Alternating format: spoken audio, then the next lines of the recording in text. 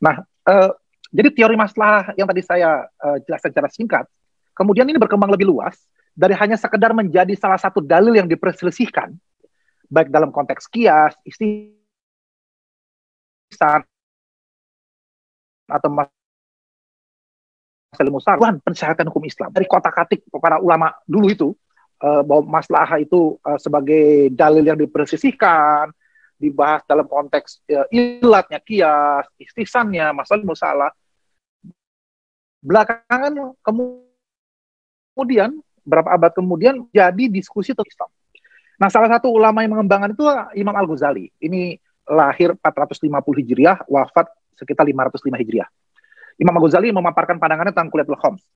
Nah, setelah itu, muncullah seorang tokoh yang lahir tahun 577 dan wafat 660 Hijriah, yaitu Sultanul Ulama, Syekhul Islam Izzuddin bin Abdus Salam. Nah, jadi ini rangkaiannya, rentetannya. Nah, Izzuddin ini kemudian menjelaskan konsep masalah dengan lebih komprehensif, seperti dijelaskan dalam disertasi yang kita bedah ini. Nah, setelah itu nanti ada Syatibi, tapi periode jarak antara Syekh Izzuddin dengan Imam Syatibi itu ada dua ulama lain. Nah, ini yang seru, yaitu adalah Syekh Najmuddin At-Tufi. Ini lahir 673, wafat 716. Kalau Imam Syatibi itu lahirnya 720. Jadi kira-kira menjelang akhir periode Syekh Izzuddin Abdus Salam, jadi Syekh Abdus Salam itu wafat 660, maka 13 tahun kemudian Syekh Najmuddin At-Tufi lahir. Sementara Ibnu Taimiyah itu justru baru lahir 1 tahun setelah Syekh Izzuddin wafat. Gitu. Nah, nanti Imam At-Tufi itu wafat 716, 4 tahun kemudian Imam Syatibi baru lahir. Nah, gitu. Nah, kalau saya dengan Pak Yai Jalal ini beda 3 tahun usianya. Walaupun wajah saya kelihatan lebih muda. Ya, karena memang 3 tahun lebih muda. Nah, ini kita lihat kronologis pendekatan sejarah seperti ini. Jadi nanti setelah kita baca kitabnya Syekh Izzuddin Abdus Salam ini lebih komprehensif, tetapi juga lebih ruwet menjelaskan masalah ini.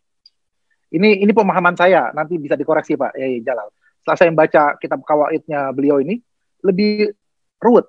Nah, untung ada Imam Syatibi yang mencoba mensistematisasikan diskursus soal masalah dalam Al-Muwafaqat. Apakah karena ini makanya Muwafaqat lebih terkenal ketimbang konsep masalahnya Syekh Izzuddin? Karena dianggap ruwet pembahasannya. Sementara Syekh Syatibi ini lebih sistematik. Walaupun pendekatan konsep masalahnya Syekh Izzuddin lebih komprehensif tadi kata Pak Kiai Jalal dalam disertasinya kan gitu. Apalagi kita tahu Syekh Syatibi ini kan mazhab Maliki sebetulnya. Sementara Syekh Izzuddin kan mazhab Syafi'i. Tapi kenapa yang terkenal di Indonesia sampai ada demam Syatibi ya tahun 90-an itu, tapi belum ada demam Syekh Izzuddin. Mungkin nanti setelah buku Pak Yai Jalal ini jadi cetakan ke-10, mungkin akan ada demam Izzuddin nanti misalnya. Nah, saya ingat ada guru besar usul fikih tahun 90-an di IAIN, waktu itu masih namanya IAIN, Syarif Hidayatullah Jakarta, Profesor Satria Effendi MZ. Nah, beliau mengklaim beliaulah yang pertama kali membawa Al-Muwafaqat ke Ciputat waktu itu, dalam perkuliahan di Pasar Sarjana. Nah, saat itulah kemudian terjadi demam Syatibi. Jadi saya masih ingat dulu, saya kalau waktu kuliah tahun 90-an di Ciputat itu, dikit-dikit bahasnya Makosid, Syatibi, wah gitu. Rasanya kalau belum ngomongin menurut Imam Syatibi, itu belum ilmiah gitu. Jadi kita tuh dikit-dikit harus mengutip Syatibi saat itu gitu ya. Nah, At-Tufi belum terkenal, belum ngetop, orang banyak belum tahu. Munculnya At-Tufi itu ada ceritanya. Walaupun tidak menjadi demam seperti Syatibi gitu ya. Karena Syatibi lebih diakomodir, diapresiasi. Kalau At-Tufi ini dibantai habis gitu ya, dikritik Imam Najmuddin At-Tufi. Itu munculnya begini ceritanya. Waktu itu Menteri Agama Munawir Sadzali mengeluarkan pendapat tentang reaktualisasi ajaran Islam. Nah, ini mungkin Pak Jalal, Pak Afif uh, masih ingat ini. Yang ditawarkan oleh beliau itu adalah mengubah hukum waris. Jadi kalau tadi kayak Masdar soal wukuf ya, nah ini beliau yang ditawarkan adalah waris laki dengan perempuan itu sama. Nah, sehingga terkenal istilah beliau reaktualisasi ajaran Islam. Wah, para ulama marah saat itu. Termasuk abah saya protes. Abah saya saat itu ketua Komisi Fatwa Majelis Ulama Indonesia. Lantas kemudian abah saya selalu berpesan pada saya bahwa selama ada cantolan kaidah para ulama klasik, pendapat seaneh apapun, sesaz apapun gitu, itu masih bisa kita bahas. Tapi kalau nggak ada cantolannya, gitu, kita gimana mau bahasnya, gitu. Nah, cantolan dari segi fikihnya nggak ketemu, yang ulama yang membenarkan waris laki dan perempuan sama. Tapi secara kawaid ada, kata abah saya. Dari Atufi. Ketika kemudian maslahat dengan nas dipertentangkan atau berbenturan, maka yang dimenangkan adalah maslahat. Maka dikasih tahulah oleh abah saya kepada Pak Menteri Agama Munawar Sazali tentang Atufi, kaidah Atufi. Gitu. Sejak itu kemudian orang banyak membahas Atufi. Wah, rame lah saat itu membahas Atufi. Tapi untuk dikritik, gitu ya, untuk dikritik. Beda dengan Satibi tadi itu. Nah, sekali lagi pertanyaan saya adalah kenapa pandangan-pandangan saya Izzuddin ini kok kurang ngetop di Indonesia, kurang membawa dampak demam Izzuddin. Padahal ini Imam Syafi'i. Apa ini karena tradisi mazhab Syafi'i lebih hati-hati merespon soal maslahah? Ya. Sehingga ada semacam resistensi terselubung ya, diam-diam gitu, untuk kita membahas lebih jauh soal maslahah. Sehingga lebih aman kalau kita membahasnya itu dengan terminologi maqasidus syariah. Di mana zaman Imam Syafi'i kan belum ada penolakan dalam terminologi maqasidus syariah. Dan kemudian meskipun harus meminjam tradisi Syatibi yang Maliki, itu ketimbang kita menggali sendiri dari tradisi Syafi'i kita, dari Syekh Izzuddin ini misalnya. Nah, saya lihat Syekh Izzuddin Abdus Salam ini cukup berhati-hati, tidak seperti Atufi yang lebih longgar. Ya. Syekh Izzuddin itu tidak mengatakan bahwa maslahat diutamakan dibanding nas, misalnya. Beliau membuat sejumlah kategori dalam kitab Qawaidul Ahkamnya, terus memberikan pengandaian-pengandaian dengan contoh-contoh yang banyak sekali. Jika seandainya terjadi pertentangan antara kategori maslahat dengan mafsadat, gitu ya, itu banyak sekali dibahas oleh Syekh Izzuddin. Ini saya mau bacakan satu teks dari kitab Qawaidul Ahkamnya Syekh Izzuddin. Ini sengaja saya bacakan di depan Kiai Jalal, depan Kiai Afif dan Kiai Arwani. Ini biasa diaku sebagai santrinya ini. Fi ityanil mafasid di zonan annaha minal mahsoleh. Man ata mahuwa maslahatun fi zonnihi wa huwa mafsadatun fi nafsil amri kaman akala malan ya takiu li nafsi. Nah ini jariyatahu annaha fi milkihi. Au labisa sauban ya takiduhu li nafsi. Au sakana daron ya takiduha fi milkihi. Awis takhdama abdahu li nafsi. Summa bana anna wakilahu akhraja zalika an milkihi fala isma alaihi li zonnihi. Wala yattasifu fi'luhu bikaunihi wala mubahan.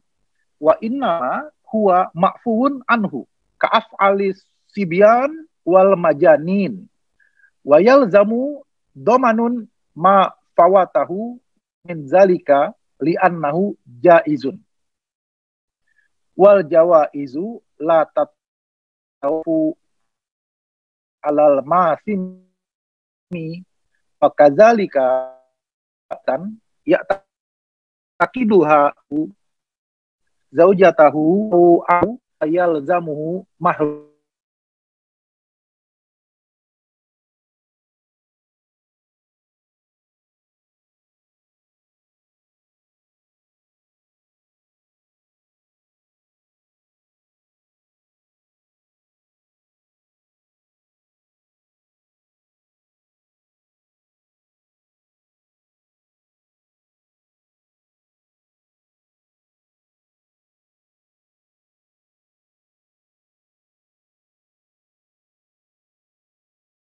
Ya, ya, ya, halo, bisa kedengaran?